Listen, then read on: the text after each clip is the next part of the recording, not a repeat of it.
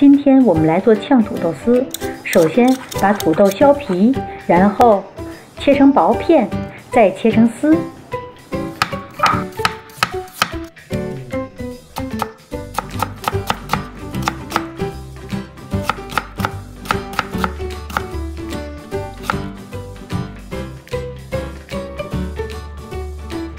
然后我们煮一小锅开水，把切好的土豆丝倒入开水中煮一煮，大约煮2到3分钟。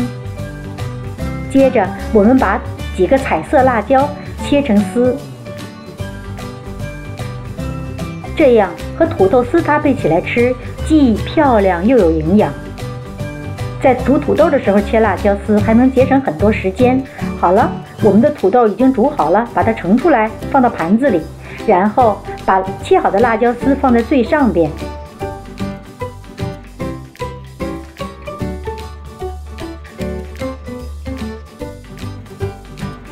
用一个小锅，锅中倒一点油，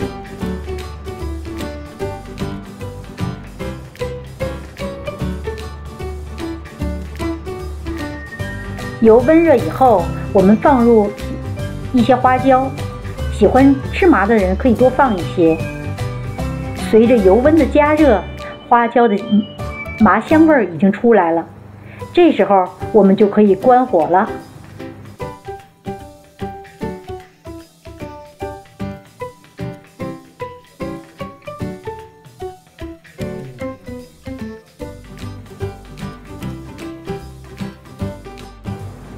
下面这一步很重要，我们要把花椒油浇在菜上。大家请看，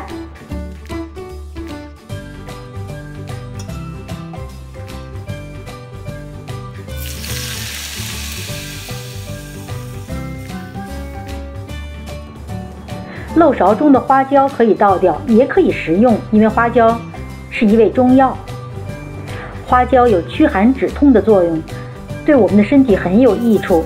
然后我们再撒些盐和黑胡椒，就可以食用了。谢谢大家的收看，我们下期再见。